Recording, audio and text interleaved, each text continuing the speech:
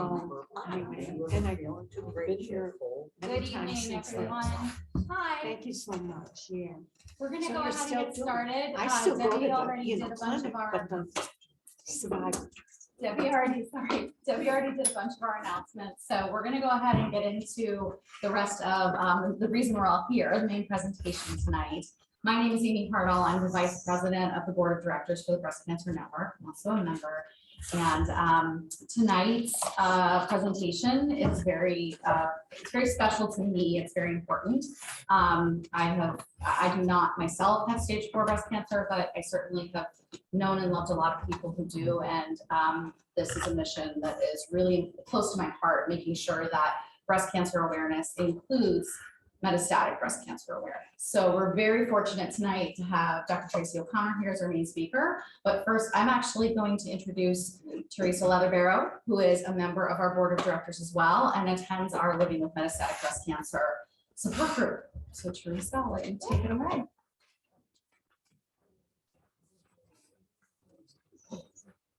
Hi, everybody. As Amy said, my name is Teresa Leatherbarrow. I'm 45 years old, but I was first diagnosed with early stage breast cancer when I was 34.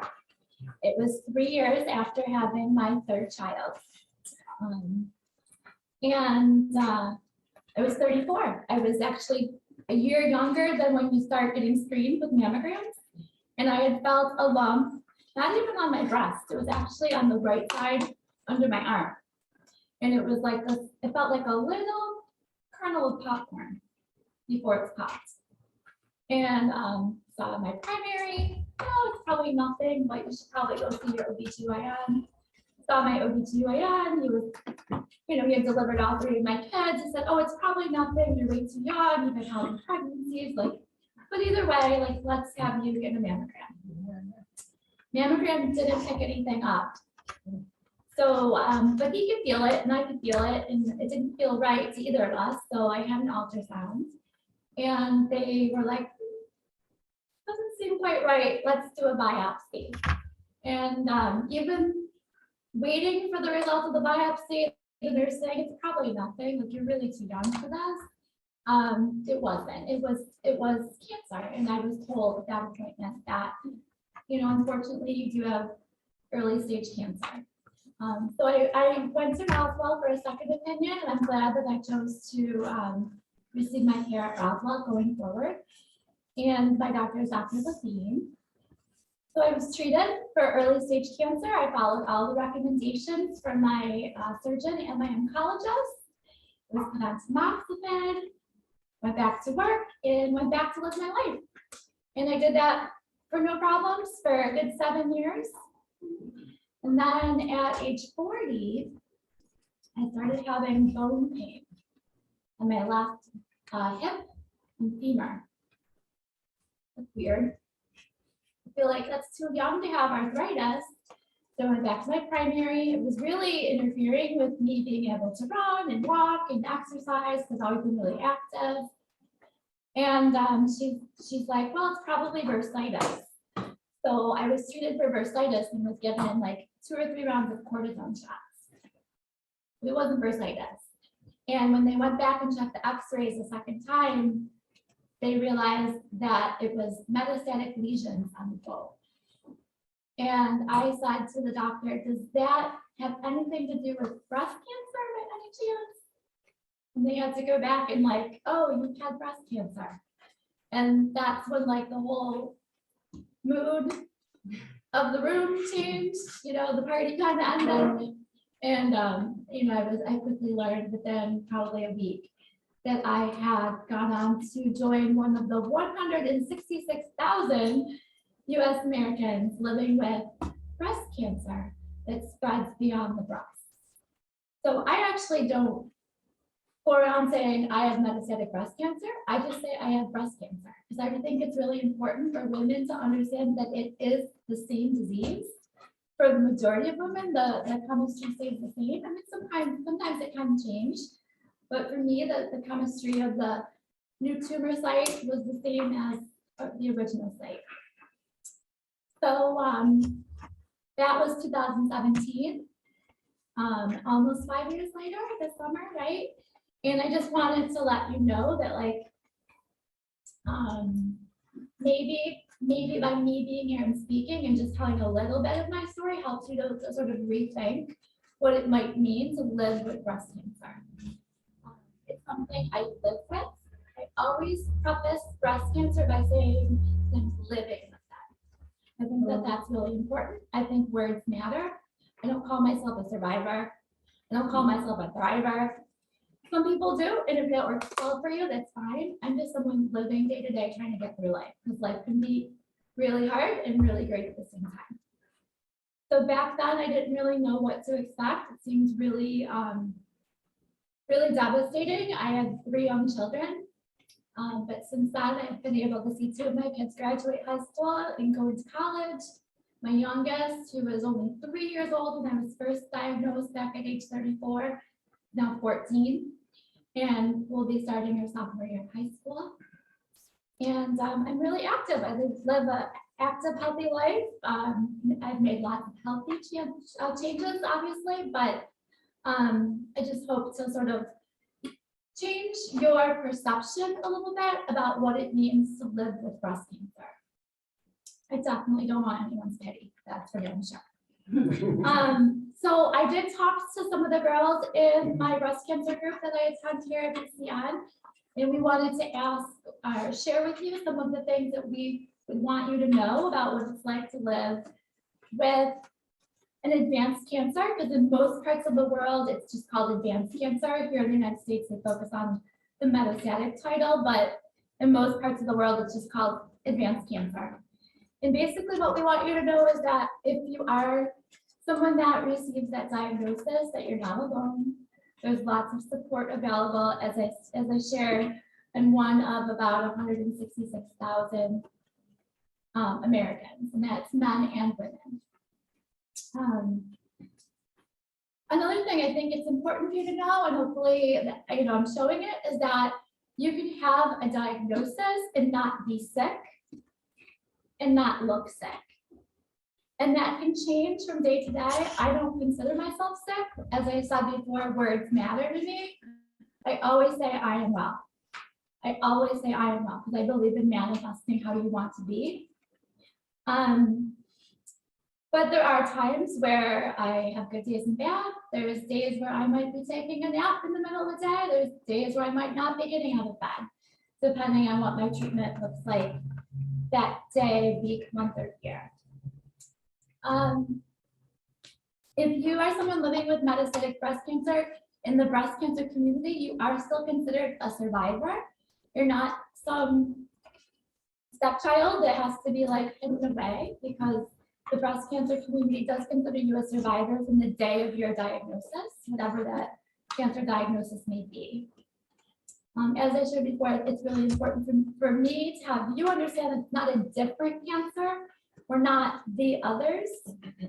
It's in no way something that I want you to be fearful of, because I don't want you to say, oh, we don't want to talk about that word because that's not going to happen to me. We don't know what will happen to you, and I don't know what will happen to me. Other than we all make worms in the end, right? So we just have to live each day the best as we can, and that's what I'm here to do. I'm here to live well as long as I can and as well as I can. But it is important that we share about metastatic breast cancer with everyone, including people who have had an experience with cancer in the past. Very little money does go to breast cancer research toward metastatic disease. It's like between 5 and 7% of all your pink ribbon crap that goes to actual metastatic disease research. So that's one reason I became involved here at BCN, and I'm really proud of their dedication to helping fund research designated for metastatic research, which is helping with clinical trials and treatments that improve our quality of life. Another thing that my girls in our group that we want to share with you is that we all kind of agreed that we wish we would have known about some symptoms. When I presented to my primary with pain in my hip and leg, there was no connection made, not by me nor the physician, that it could be related to cancer. And so I'm hoping that perhaps Dr. O'Connor will touch on that a little bit tonight, and if not, we'll have the opportunity to ask questions. Just a couple other considerations that maybe we'll have time to talk about afterwards. But Dr. O'Connor will, I'm sure, explain that there are many treatments available for advanced breast cancer, but there's not a cure. So if you do come across someone who shares with you that they are living with an advanced stage disease, please be mindful about asking them how long you will be in treatment. So that's a touchy question. I'm hopeful it'll be a really long time because I'm hopeful I will live a long time. But I'm also really hopeful that maybe they'll find something so that I won't have to be in treatment any longer. What's your prognosis? Not a nice question. It's the same. Okay? And that's really important. From the moment we are born into this world, our prognosis is the same. And then, and this is just a personal one. This is just speaking for me, please don't tell me how you think I look today, unless I've asked you, okay? Because that's a hard thing. You know, you don't know if I am wearing a wig or not. You don't know if I've had chemo that morning or not.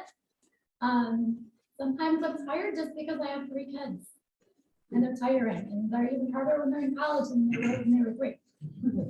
So, you know, I think that's just the thing to be mindful, especially women. We need to drop the whole how we look thing. And I have 2 teenage girls, so that's really important to me. We don't talk about how we look in our house. And the other main thing is to drop any judgment or assumption that I did something to cause it, right? Because, ooh, I wonder if she didn't do everything her doctor told her to do. I did. I did everything my doctor told me to do.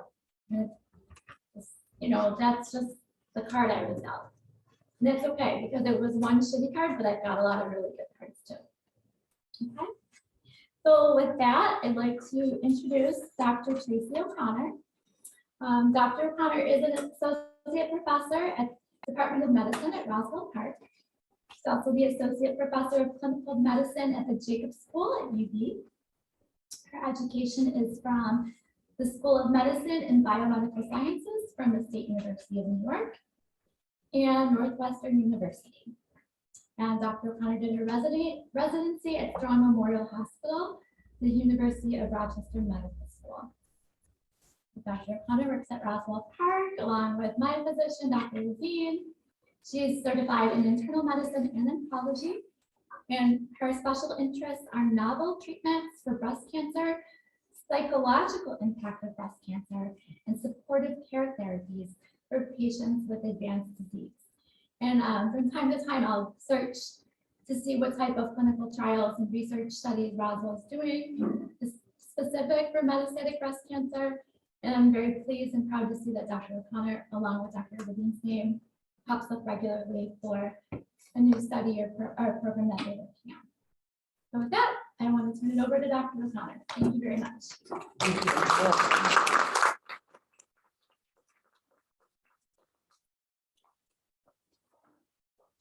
All right, well, when I talked to Amy about this topic, we talked a little bit about talking in general about metastatic disease, the development of metastatic disease, what people should be looking for. So that's really where I aimed this discussion, but to try to delve into the treatment of each individual subtype of metastatic cancer, I think it would be pretty overwhelming. But I'm happy to talk at the end about any questions or individual things that come up. It's a pleasure to do that. So what does it mean to have a metastatic or stage 4 breast cancer? This is really basic. I start very basic and you can get as deep as you want. But metastatic means that the cancer has spread beyond the breast and immediate lymph node basins to other organs and tissues, such as the bone, soft tissues like lymph nodes throughout the body that are not in that local regional area, lungs, liver, and brain are some of the most common sites that we see. Even though the cancer has moved to a different organ or place, it is still treated as a breast cancer. So breast cancer involving the bone is treated as a breast cancer. It's not a bone cancer. That's a common misunderstanding that we hear in clinic. There was an updated statistic here. I rounded it off, but clearly, would you say 166,000 women in the United States are living with metastatic breast cancer currently? And men can also be affected, but that's much more rare. One of the things that I wanted to bring up, because especially as people are getting more and more quick results online, things popping up on their phone, there can be a lot of misunderstanding between the terms metastatic, stage 4, and advanced breast cancer. So most of us use stage 4 and metastatic cancer interchangeably. Those two terms generally mean the same thing to us. But it's important to recognize that advanced can also mean locally advanced. It doesn't always mean metastatic. So if you have a good deal of disease in the breast and the lymph nodes, local regionally, it can be called advanced. And it's important to clarify, if you hear the word advanced, whether or not it's a distant metastatic or locally advanced. So that metastatic disease involving the supraclav nodes, the axilla, and especially intramammary nodes is not stage 4 disease, even though you will see that word on pathology reports and radiology reports. So the word metastatic and the word advanced, they don't always mean stage 4, and sometimes you've got to dig a little deeper to get to that point. When does it appear? As we heard from Teresa, everyone is different. I want to emphasize that most patients that we treat in the clinic are fortunate and they do not develop metastatic breast cancer. But if it does happen, it occurs months or years after a person is treated for her initial breast cancer most of the time. That depends a bit on subtype. So women that are treated for women or men that are treated for triple negative breast cancer are more likely to have a recurrence 2 to 3 years after their initial diagnosis, where women that have estrogen receptor positive breast cancer, God forbid it's going to recur, it tends to do so later, 5 to 7 years after diagnosis. Very, very late reoccurrence can also happen. Those individuals usually had large primary tumors and or a great deal of axillary disease. I've had women recur as far as 30 years out after their original diagnosis. It's still a similar tumor. There's a lot that we don't understand about what's called tumor dormancy, or what allows a breast cancer to sort of lie in wait in a distant tissue for decades before it begins to grow again. Melanoma is another cancer that commonly can do that. And we have a lot to learn about it, because obviously you can imagine that's very difficult to study. Some patients learn when they have metastatic breast cancer when they're first diagnosed. That's called de novo metastatic breast cancer. It's not particularly common. It's only 6% of women in the United States. About 8% of men are diagnosed with de novo metastatic disease, largely because there's less awareness in the male patients than there is in women. So they usually have a more delayed diagnosis. What are the symptoms? We just heard from Teresa talk about some of the symptoms that she experienced prior to diagnosis. And it varies depending on where the cancer cells have spread. So some of the things that breast cancer patients on surveillance should be wary of or aware of is symptoms of bony metastasis. Often it's pretty severe and progressive pain. It doesn't tend to come and go away for long periods of time. It tends to come and stay. Pain is most frequently seen in the back, in the ribs, and in the long bones. You mentioned your leg. That's a pretty common presentation. Liver metastasis can occur. People can have abdominal pain, weight loss without trying, appetite loss, notice a change in the color of their urine or the background of their eyes. It's called jaundice. And lung metastasis can cause a chronic cough and shortness of breath. Brain metastasis can, very severe headaches or weird neurologic findings, changing, face symmetry, weakness. These things are all important to note.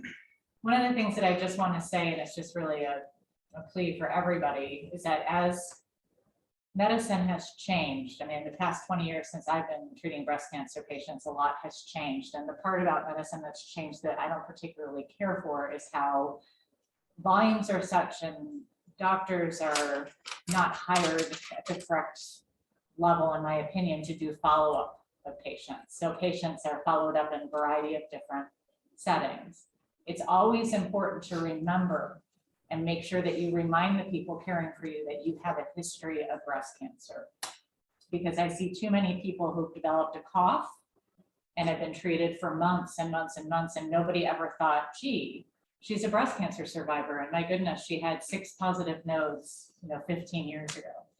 Breast cancer can do all kinds of things. So if there's an unexplained symptom or something that is persistent, it's important to remind the people caring for you of the history and or call the people that treated you in the first place. Because as we're getting more and more crowded, even at places like Roswell, we've got good survivorship clinic. There's a good place to be followed, but it's not always with the people that treated you and know all of your history and remember how you presented. So patients with metastatic breast cancer are primarily treated with systemic treatments or drugs that work throughout the body, chemotherapy, targeted drugs, and hormonal therapy. Sometimes radiation is used to treat pain or to slow growth of a tumor in a certain area. Surgery is rarely used in stage 4 disease.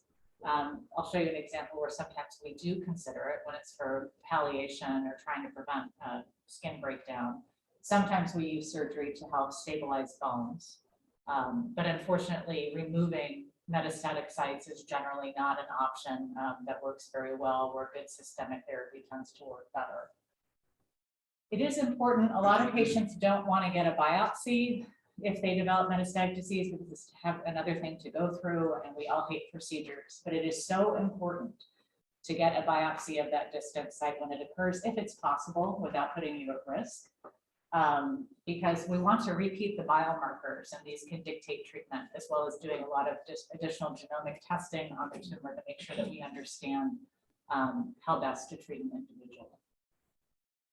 So when we do a biopsy of a site in the breast or somewhere else, the first thing that happens is the pathologist looks through the microscope. This is an example of a high-grade invasive ductal carcinoma. So these are the cancer cells here on the right. And these are the cells that are going to be tested for the various biomarkers. So hormone receptors are really important, obviously, in breast cancer biology, because hormone-positive breast cancers have both targets for therapy, and the presence and degree of hormone receptor positivity also predicts how well people respond to anti-estrogen therapy. So we look at estrogen receptors as a very important marker linked with regulation of certain genes, particularly those controlling cell growth, and allows us to use targeted therapies to address these cancers. When those cancer cells are stained, this is what you see. So on the left is the estrogen receptor, on the right is the progesterone receptor, and the positivity are these dark cells showing that they have receptors present on them. HER2 is another important stain, both immunohistochemistry, which is illustrated here on the right, or by FISH, fluorescent in situ hybridization, which is in slide B. And this helps us look to see if the gene is amplified, and thereby allows us to use anti-HER2 therapies, which are ever expanding, one of the biggest areas of breast cancer medication expansion in recent history. I often get asked about what is a triple negative breast cancer. Triple negative breast cancer means that that cancer does not have estrogen receptor, does not have a progesterone receptor, and is HER2 negative. So depending on the thresholds that are used to define ER/PR positivity and the methods for HER2 testing, it accounts for about 10 to 17% of all breast carcinomas. They can be more aggressive than other molecular subtypes. It doesn't mean that they can't be cured. They are readily cured every day. And the majority are grade 3 or high-grade cancers.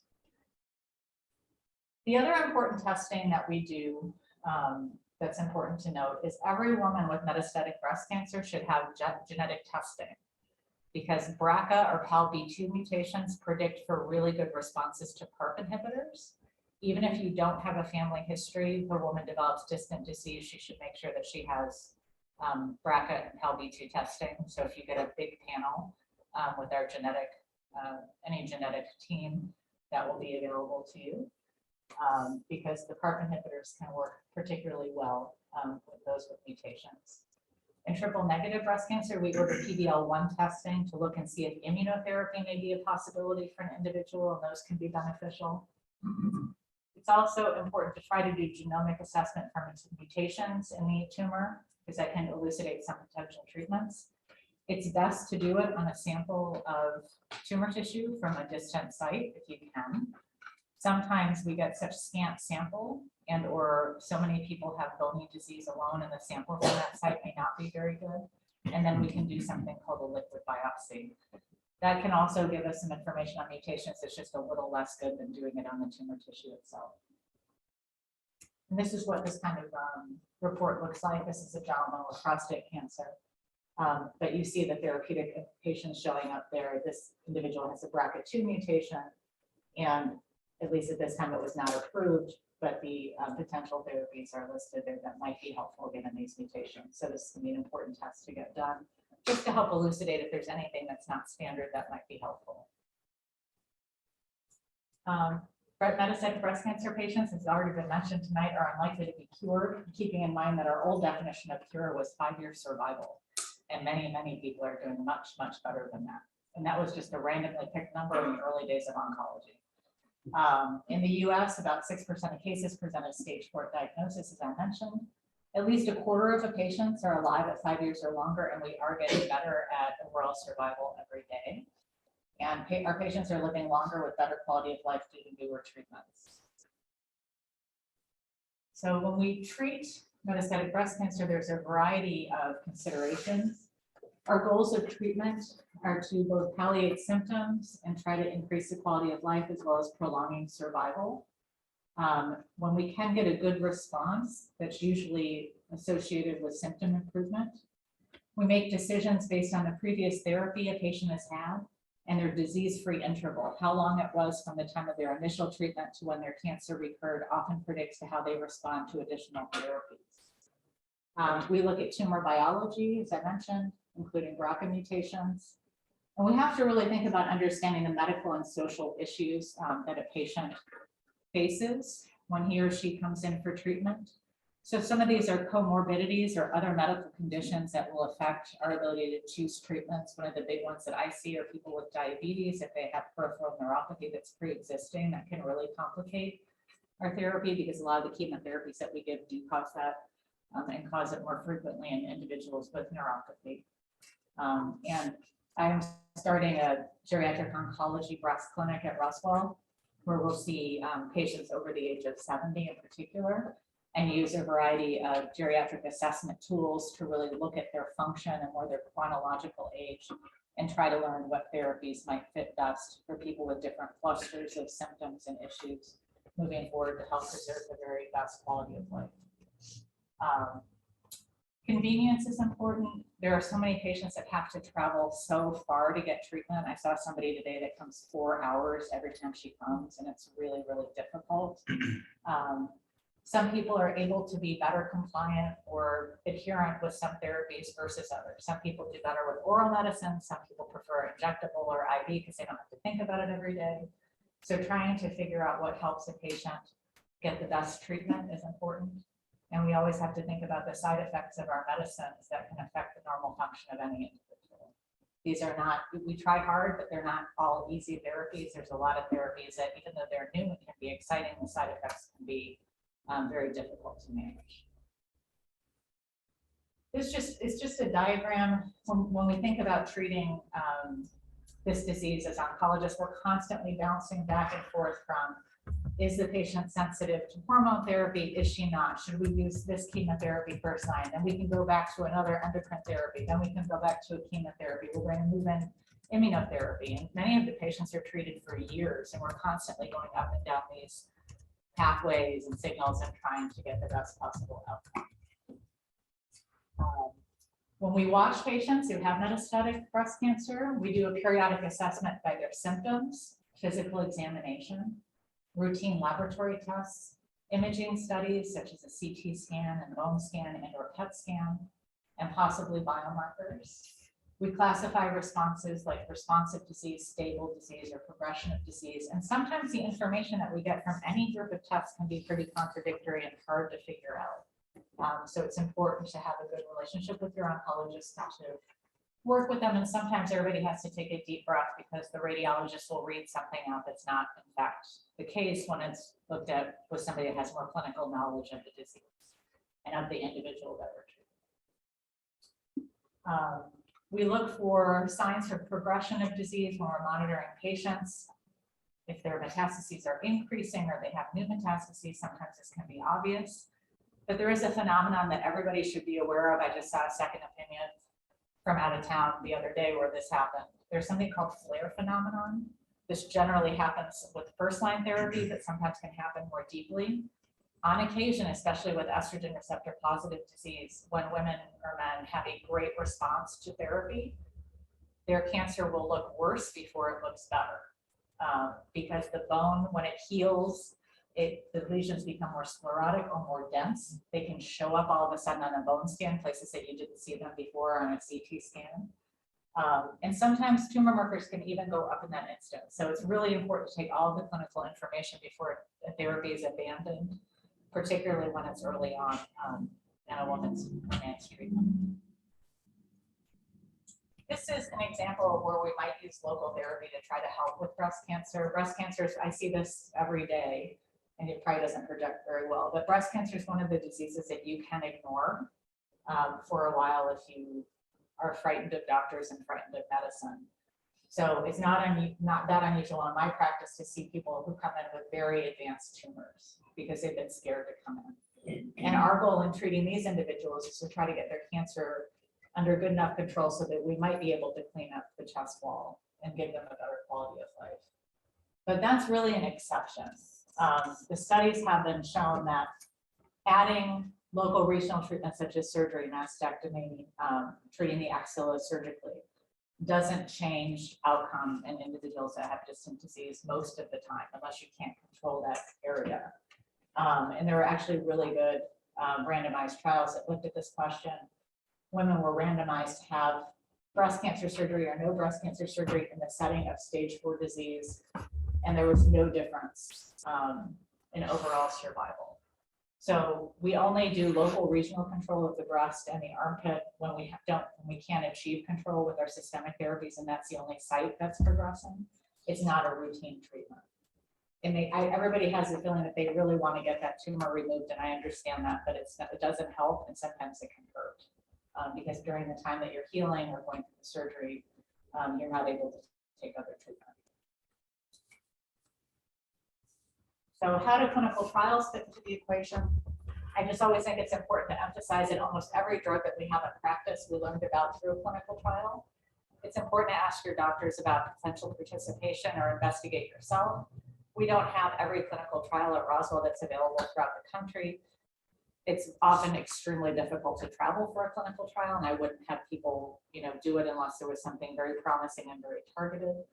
But it's just important to know that most patients do better, not worse, as a result of participation in a clinical trial. Often when I present a clinical trial to anybody, the first thing I get is sort of this look of huge skepticism, and sometimes I think fear. It adds a different dimension to discuss for certain, but it's really important to consider them seriously because they can really help outcomes. And the last thing is, if you see the word metastatic on your pathology report or your radiology report, this constant instant online access can cause confusion and anxiety, and sometimes it's real what they're saying and sometimes it's not. So it's just important to remember that metastatic can be used to describe cancer involvement of those local regional nodes, and that is still curable disease. Just because you see the word metastatic doesn't mean you have stage 4 disease. Sometimes people use it just to refer to that nodal disease. And so it's important to talk to your doctor to understand diagnosis and prognosis. And again, advanced sometimes means metastatic, but sometimes just means locally advanced. So don't leap to conclusions, just get good information from the horse's mouth, if you will. And I think that's it. Thank you My so pleasure. much. I stood up so that I'm making sure the camera can hear me or the people on Zoom. I found that to be really helpful. I also think that appreciate that you kept it kind of simple and straightforward. I'm sure there's going to be some questions. I know I have some. So if anybody feels comfortable, Rob, if you'll check if there is. Yeah, we any have two here so couple far. questions Yeah. there. We can Mhm. start with those if you want, and then if anyone here would like to ask a question of Dr. O'Connor, something that she addressed specifically in her presentation, or perhaps something that she didn't, something you heard, or, like she said, if you have a question about treatment yourself. But yeah, I also think that it was really important and to touch on the fact that kind of what Teresa was saying about words matter. I think you made that very clear too, with advanced versus metastatic, that sometimes they're used interchangeably, but they can actually have differential meanings. I know in the UK, it seems that, I don't know if this is Europe abroad, but in the UK at least, and I think Australia, you often hear the term secondary breast cancer when they're talking about a metastatic diagnosis. So that took me a little bit to learn as I was getting involved online in the community, but I find that one helpful too, because I know that's always what they mean when they're talking about it. So Rob, do you want to? Yeah, here's a couple here, Dr. O'Connor. What are the symptoms of recurring breast cancer in the lymph nodes? Will it affect the neck? That affects the neck. Yeah. Say it again. Could it affect the neck? Yeah, will it affect the neck? What are the symptoms of recurring breast cancer in the lymph nodes? Will it affect the neck? Okay, it certainly could. It's not the most common place for a recurrence to happen, but individuals can recur in the lymph nodes underneath their arms, which would still be curable again with treatment if that's the only site. So it's important to know that. Same thing if they recur up here in the supraclavicular region. Mhm. Up here in the cervical region, it's a little plus minus. Often patients can be treated aggressively in that setting, although technically that is a distant site. But the symptoms are generally, you would have palpable lymph nodes, so you would have rock hard enlarged nodes that would be palpable in the site. Sometimes there can be impingement or pushing on the nerves that travel through an area, and that can cause pain or dysfunction downstream to that site, and or swelling. Some individuals will have swelling, particularly of a limb, if they have a recurrence. Okay, another question here that came in. What is the difference between micrometastatic and metastatic? So that's size of the metastasis. Micrometastatic disease is something that we talk about when we're treating patients curatively in early stage breast cancer. So if a woman or man has lymph nodes resected, if they have very tiny deposits in the lymph nodes, it's termed micrometastatic. And actually, those patients behave much more like a lymph node negative patient than a lymph node positive patient. So their disease is not as high risk as one would think, saying that word. Okay, a couple more here. Is life expectancy for stage 4 metastatic breast cancer the same as other stage 4 cancers, i.e. Lung and brain? No, we do much better. We have more, and while there's outstanding responders in every category, because a lot of that's biology of the individual and how that cancer interacts with the treatment that's being administered. We have treatments that are targeted both to the estrogen receptor and to HER2. We have immunotherapies that can be helpful, but in general, breast cancer patients have a better prognosis than many other solid tumors. If you already have MBC and have new progression, do you recommend a new biopsy to confirm the markers have not changed? Yeah. The answer to that is sometimes. I don't biopsy on every progression.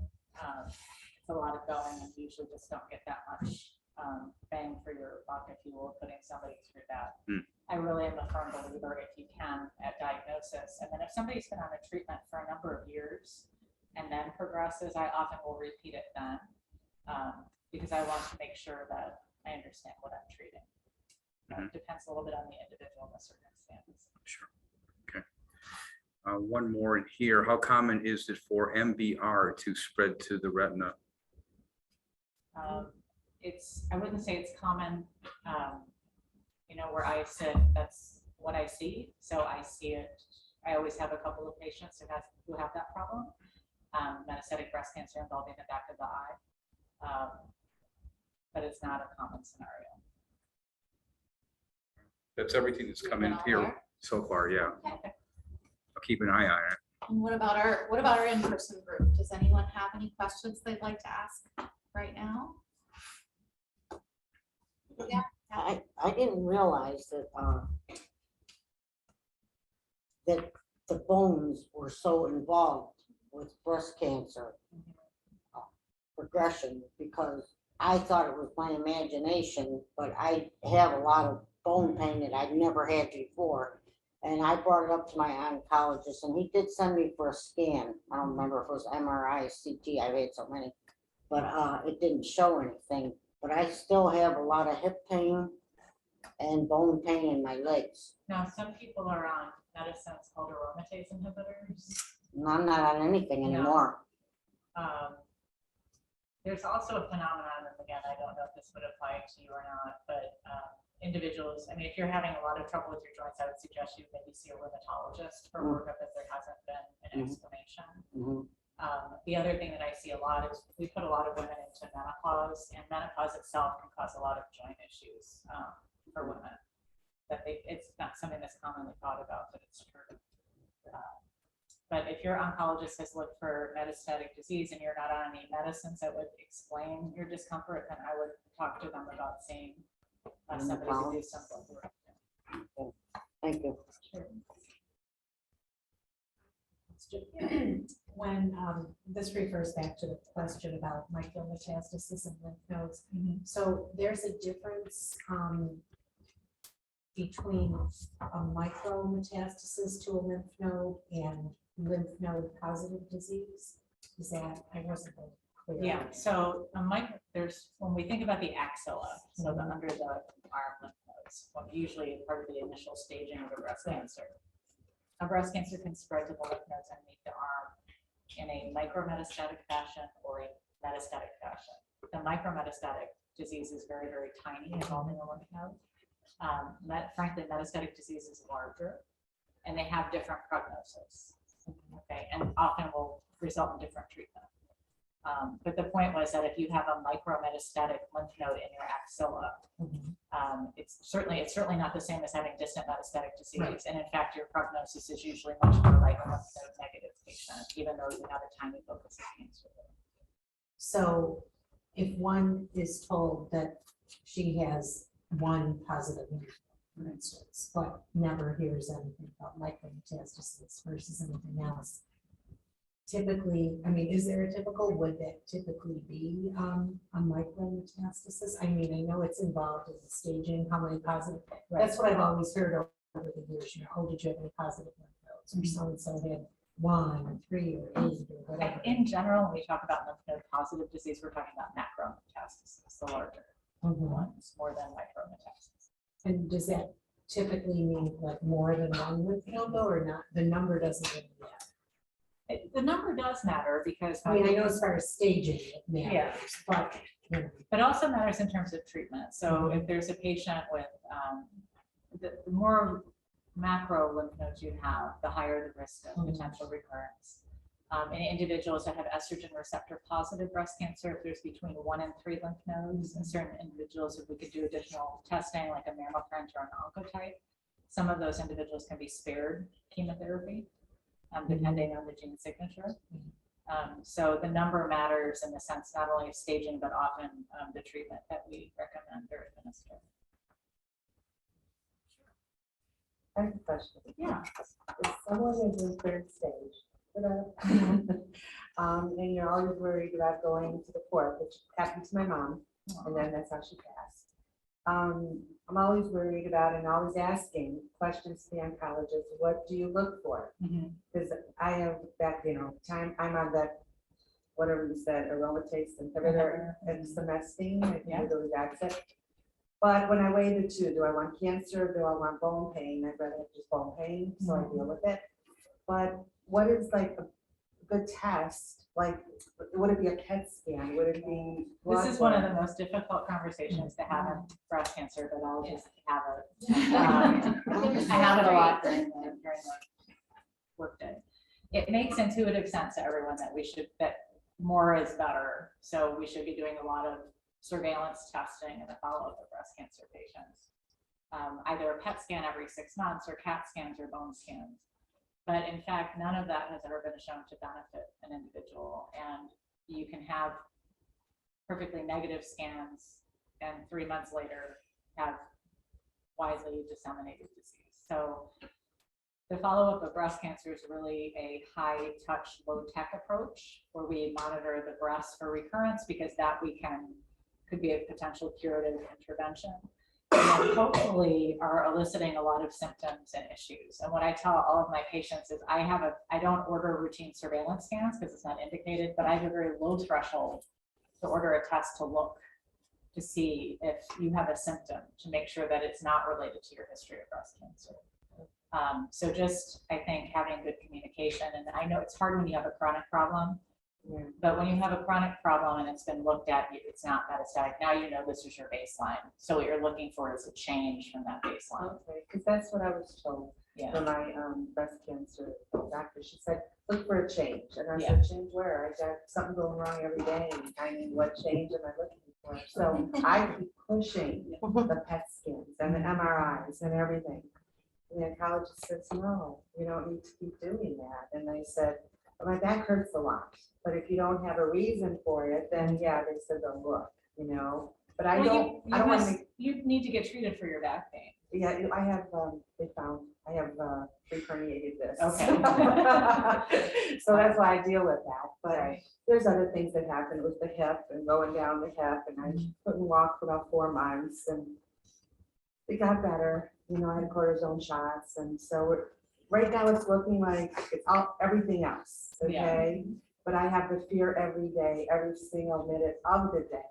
I live with it all the time. I'm thinking, because I'm getting closer to retirement, should I even worry about retirement? Because maybe I want to make retirement. I mean, I got this fear, you know, because I saw what would happen with my mom, you know?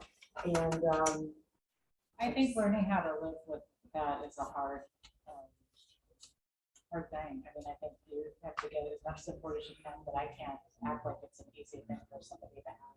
she got a tumor behind her eye, and then it went in her bones, and it was hard. And then we thought at the end, and we thought she was just going to the hospital for a flu. That's what we thought, and then 40 days later, she was gone. So, like I said, I live with the fear, and I just keep asking the doctors, what test can you take to make sure I don't have it? What test? So the problem, and I'm sure they've told you can do all of those tests on a Monday, and 5 Mondays later, not look very smart. So I think that, and unfortunately, you can't, people say, well, what's the harm? But there can be harm, because not only false positives, but going through biopsies that don't end up being anything, or exposure to radiation. Somebody that's been, So basically, it's just if I notice something really majorly wrong. well, I mean, so I think you know that you have a baseline back issue, and you know what your pain is, and I would work to manage that. And if you notice a change, I would not hesitate to report it. And I think, you know, with an individual with your history, your doctor should have a low threshold for looking if you have a problem. Right. But you're also not, you know, damned to have a recurrence. No. I mean, there are many, many patients who have more stage 3 disease that do very, very well and never have a recurrence. So learning how to live with that uncertainty, I think, is one of the great challenges that patients face. And I'm in awe every day of how people, you know, like Teresa, live their lives, whether or not they have stage 4 disease, because it means changing a mindset into, you know, embracing the day and finding a way to cope with the uncertainty. My I think it's daughter's a hard helped me thing. with that. If I say something is bothering me, you know, I think it's kind of cancer. Would you stop? You know, they try to get me back into, get rid of that thought and get this Yeah. thought, you know, it's a cold, it's a this. It's good to it's a talk to people too. Like that's why like the Breast Cancer Network has support groups available. Like I think that support, like there's an older culture of like, oh, think positive, Yeah. but then there's toxic positivity too. Right. And it's actually quite healing to actually deal with your emotions and deal with your fears and get them out, because then you get, it's like releasing the demons. But you need to do that sometimes. So Yeah, I I know like. Judy leads a really nice group here, and we have a group that meets on Oh, I know. once a weekend or once a month on Wednesdays too. And there's a lot of support available that can be really I helpful. need that. I mean, I almost again didn't come today because I had something else really bad. But anyway, I said I need to be there. And I just keep being told you. Yeah. And when you were talking, it just, it just made me feel like take care of yourself, I mean, with even eating and stuff like that, I just started saying, who cares, who knows, maybe it's another year, maybe I won't even make retirement. I'm like, well, this is stupid thought process, I used to always be so positive. But it's just the fear, I think, the fear that I just want to know, like, take a test every week. I want to know. I want to know. I want to know. Yeah.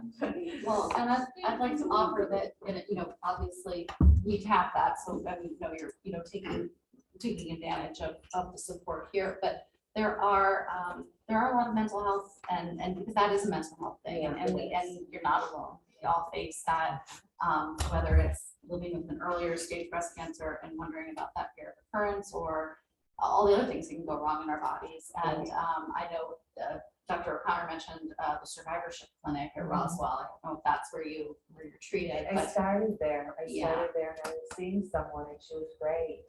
And then she said she was leaving. There's so- somebody new. But that's what I said, put me on a list. And I've been on a list for like 6 months and Okay. nobody's calling me. Yeah. But I Well, guess I should don't- call. Yeah, and don't give up hope on that. You can always check back in, but finding someone to talk to is important. I also think one thing I wanted to ask and kind of bring up for the group, you mentioned things like eating and lifestyle. I try to look at this basically lifestyle stuff as what can I do just feel good, right? More than say specifically to reduce risk of recurrence or all that. But it's always a good idea to know, are there things that we, as people who, need to take this into consideration, are there things that we can do for ourselves that are good for us, that are there studies that show like exercise, reducing alcohol, some of those different things that we know? Well, I'm Irish, so. I know, well, I'm wine, so, yeah, I know. Yeah, the data, I mean, there's not this good data in the metastatic setting that any of these things make a difference in that outcome, but in the early stage setting, healthy lifestyle changes, keeping a very healthy weight, limiting alcohol, all of these things are important. In terms of, I would never say that you are not allowed to have a glass of wine ever. But being a little mindful about it can help enhance prognosis. So Can I just ask one more and I'll be quiet? yeah, it's Forever. That medication I talked about, that exemestane that we talked about. The first oncologist I went to, he said you can be on it for 5 years and that's it and no more. And I said, no, I don't want to, I gotta be on it longer. And he goes, no, he says, because it has a lot of side effects. And I said, but then what do I take after? And he said, nothing. I said, so for it's like- somebody like you should be on 10 years of that Yeah, therapy. I've been on it 6 now, Yeah. and I've got a new oncologist, but that one retired, and he said 10. Yeah. So then past 10, you just don't do nothing. I mean, wait, I'm not saying don't do Yeah, nothing. yeah, but- you know what, It depends on the patient. So usually, if anything, people are on these medicines too long because their risks are not that high. There's various calculators that we can use at around year 5, as well as genomic testing to help determine how long a patient should be on these therapies. You're telling me you have stage 3, which is, a riskier scenario as you expressed. And with patients that have a large nodal burden, I negotiate with each individual. So, I'm not going to make anybody stop anything right at 10 years if that's not, what we both think is reasonable. I given feel the risk. comfortable with still staying on it, so I told them. So Other people have to come off because of side effects, or other people can't wait to get off. So everybody's a little bit different in how they approach this, but it's really just a negotiation and discussion. Well, I feel better, thank you. You're welcome. Thank you, everybody. I have a question about age. Yeah. What different ages are you seeing for metastatic disease? What's the range and what's the average? Well, I would say, I don't know that I know these statistics off the top of my head, but I would say, breast cancer, like all diseases, is more common the older we get. As a woman oncologist, my own practice skews younger. Even though I have this interest in geriatrics, which is very funny. So I see a lot of women in their 30s. Not a lot in terms of a population number, but in terms of my clinical number. There are women very young with metastatic breast cancer. I'm just trying to figure out why that is, because I've been I mean, obviously, once my friends know that I am living with a metastatic disease, I'm kind of like the person they refer other people to. And there's just so many more people, like within the past few years, that are getting connected to me that are in their 30s and 40s. I know the number is up a little bit, but it's not up like gangbusters. So I suspect it may have to do something with your connectivity, and people recognizing you as a resource and reaching out, because the numbers haven't. There's a trend up, but it's not a huge trend. Dr. O'Connor, just as a follow-up to what Amy was saying, so when you said about your lifestyle, did you say it's more important when you've had early stage disease? So the data are not as strong in metastatic disease. Okay. I mean, certainly I'm not going to discourage anybody from eating healthfully and Right. keeping a healthy weight Right. and exercising and limiting alcohol. All of those things are things that I should be doing too, and I don't have to fix them. But the data are strongest In helping to help reduce recurrence. recurrence, because that's what we heard, I know. over Yeah. the years, but so you still say that. Yes, absolutely. So in the what I would say in the community at large, and when I say that, I'm talking about the people I encounter online, because I'm pretty active in the breast cancer space, like on some different social media. Obviously, that's a pool of people who are there, but there's been a statistic around, or I don't know if it's an actual statistic, but there's a number that floats around that basically says that 1 in 3 women who are diagnosed with an early stage breast cancer, meaning 1, 2, or 3, will face a metastatic recurrence at some point. And I know that's an older number, but I also get the impression that's still a current number. And I'm curious to know what you. There are really, really good calculators that could give everybody a much more granular idea of risk. And sometimes I think it's important to do these calculators with your doctor if you're interested. Some people prefer not to know. Sure. But sometimes individuals think they're at gaspingly high risk of recurrence. And when we go over those numbers, they're like, wow. If you don't focus on the recurrence number, if you focus on the cure number, often, even though you have many positive lymph nodes, your cure number is actually still pretty high. So sometimes just getting that granular detail is important in terms of parsing out what your own risk is as an individual. If they're out there, they should be able to be done with anyone. Okay. So now, as a follow-up to that, when I was diagnosed 17 years ago with HER2 positive, I did have 1 positive lymph node. But I was told when I was diagnosed that breast cancer is never considered cure, and yet you're talking about cure. And breast cancer is cured. I think they were being unnecessarily negative. Because, it's just because breast cancer, unlike other breast cancers, can always come back. That's what I was told. There's a number of cancers that have that Mhm. ability. And some breast cancers do, and a lot of them don't. But it's not a blanket statement. It doesn't mean that just because you're diagnosed with a 1 lymph node positive breast cancer that you can't ever take a deep breath and think it's really unlikely. Yeah. It's really unlikely you're gonna have a problem. And I had HER2, I said I had HER2 positive, but I had the discussion with my oncologist. I don't say, oh, you know what you said, or whoever said when back then. But so you can be considered cured and still end up with metastatic disease, but you can consider yourself cured. Yeah. When you are not, because it was always, well, you're living with no evidence of disease. Not necessarily from him, just, that was a term that was kind of I mean, tossed we use around a that lot. too, but I don't think it's a bad thing to tell people that they're likely cured when it's true, Mhm. because they are. I know I was diagnosed longer ago than Kathy, but at some point, long after treatment had finished, I still thought of myself as having breast cancer, but that eventually changed. I mean, I don't consider myself to kind of do it, that and stable with that, I think that's again an important distinction about language, and that's to some extent, that's a choice that we each make, the language we use. Some people aren't comfortable saying cured, and some people will say I'm in remission or I live with no evidence of disease.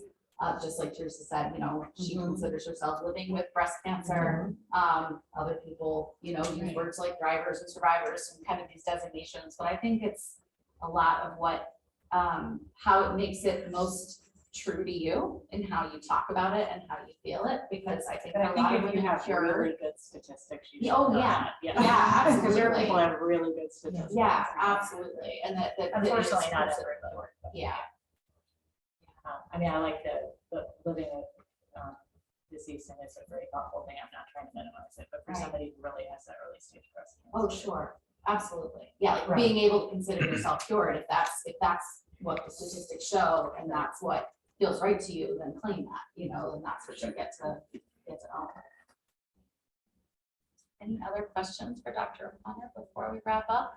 I just had a question about treatments. Yeah. So once you progress to being on IV chemotherapy treatments, can you talk a little bit about the options that are available, like starting with Taxol and like what would come next? Sure. So not knowing, history, we often in first line for estrogen receptor positive disease, I tend to use capecitabine first line because it's oral and you're not tied to a chemotherapy chair. Taxol is a common agent when we switch to IV chemotherapy. There are many other approved agents. Eribulin, if a woman's not had an anthracycline, often we'll use Doxil. There's gemcitabine, carboplatin, navalbine, ixabepilone. I mean, honestly, you rarely run out of chemotherapy agents. It's always a question of performance status, side effects, how the whole picture is going. There's an interesting drug that's approved in triple negative breast cancer called sacituzumab that binds to the troponin receptor, the TROP1 receptor, and actually delivers the payload of chemotherapy into the cell. And there's some very interesting data emerging in estrogen receptor positive patients for that medicine. I would not be surprised to see that get approved shortly. So there's lots of new things coming down the pipeline. So I'm hopeful that there'll be good options. And the other thing to remember is, some of these new oral therapies are actually tougher than traditional chemotherapies. But when those new oral therapies become available, particularly if they target a mutation, it's worthwhile finding the opportunity to try them. And in the past year, there's been alpelisib, which can be a very tough drug. There's many other anti-estrogen therapies that are going to become available in the next couple of years. I think I did a trial with lasofoxifene. There's elastotrant. I mean, there's a lot of medication in the pipeline. So it might give an opportunity to get off of chemotherapy again in the future. So my last question would be, like, if I'm already seeing someone at Roswell, would it be up to me to ask for clinical trials, or would I assume that my oncologist would be recommending it for me? Your oncologist. Okay. It's not a bad, it's always, because clinics are busy, you know this. So when your cancer progresses, it's never a bad question to ask. Is there a clinical trial for me right now? Because it's worthwhile considering. So I think asking that question, because it brings everybody's head back to thinking that way. Sometimes, we may forget about an option if it's not at the top of our list. So asking the question is always a good one, but I know Alice would present it to you. Are there more for the stage 4? Do you have many clinical trials for that, or no, because it is stage 4? No, we have tons of clinical trials on stage 4. I mean, tons is a big word, like you said, but we do have them. Just like, and actually right now, I think we have more in the stage 4 portfolio than we have in early stage. I was looking at it because you can find it all online. There's a lot. There's a lot that's there, and it's nice to know that it's right here in our backyard. I mean, unfortunate, I went to drive 4 hours, like another one of your patients got like 10 minutes down the road. And then wait 4 hours. Yeah, there's a camera on it, they take it right away. I know, I just had. That's true, though. I know they with us. Right. I know we need to wrap up, but I do have one more question. Because this was something I actually had wondered about and asked on the phone, and I think you might have corrected me. So we generally anticipate or expect that early detection when it comes to breast cancer in general, right? Early stage detection, that the sooner you find it in its progression means that typically less invasive and possibly more treatment options and better outcomes, right? is that also true for stage 4, so that for metastases? So if you have, say, you know, a small spot of metastases of metastatic disease in the bone versus it's also in your liver and also like, is there a kind of a quote unquote early detection? I know there's not ways to necessarily screen for it. No, I mean, like really that, what but- you, mostly if you are in a situation where people are responding to symptoms and issues, you're really talking about a difference in biology. So most breast cancers don't recur as a single spot in the spine. If they do, they're biologically very different than those cancers that recur throughout the skeleton. And you can treat them differently, but it's more a reflection of the biology than somebody doing a CT scan every 6 months with a 6-year Sure. follow-up. That was my clarification. Yeah. So I don't want anybody ignoring a symptom saying it doesn't matter when my metastatic disease is picked up, because that's not true. If somebody has a symptom, it needs to be evaluated. But there's not the same kind of early detection model that we have when we're looking at the primary. Sure. It's Primary, we're doing a lot of screening and a lot of workup. Right. But again, it's just important to think, report your symptoms without being crazy, every time. We all get aches and pains and all of that's, very normal. But things that persist, that don't go away, that are worrisome, that are new, are important. Any final questions? Let's go ahead and wrap up. We're good here. All right, Yeah. Dr. O'Connor, thank you so much. I just want to let everyone know that we have our final June is actually the end of the speaker series for this season, for the 2021-2022 season. We are going to have, oh goodness, I have her last name in my head, COVID brain. Laura, thank you. I was thinking Julia. Thank you. Okay. Laura Fisher, who is a genetic counselor, and she's going to be talking to us about genetic counseling, genetics in breast cancer, and addressing a little bit with, talking about things like different gene mutations, BRCA1, BRCA2. There's always seems to be new ones emerging, and she's going to talk about a little bit about what it means to be a pre-vivor for those who maybe have a known genetic mutation and haven't been diagnosed with a cancer yet. An actual tumor yet. So, and then we will be heading into our next season in the fall. So stay tuned. You'll be getting all the information, and we're looking forward to more great speakers next year. Always feel free, Rob, myself, Debbie, anyone on the board, if there's a topic you want to hear about, especially like this time of year, because we will be pulling together the upcoming season. So if there's a topic you're really curious about and you want us to repeat, send me an email, send it to Rob, let us know, if there's something that you're curious about and you want us to see if we can find a speaker to explore. We'd love your input. Okay, so thank you very much. And thanks again, Dr. O'Connor, Debbie, any final thoughts? I echo everything that Amy has said. You can even call if you want, call the office if you have any ideas. Also, if you happen to see a doctor or some other type of practitioner that you think would be a good speaker on a topic that you're interested in, let us know. Other than that, does anybody have any questions on anything from tonight? Okay, then I just would like to remind you that if you'd like to stay for support of her, Judy is here, and she's in purple. You can let her know. So safe ride home, everybody, and hope to see you next month.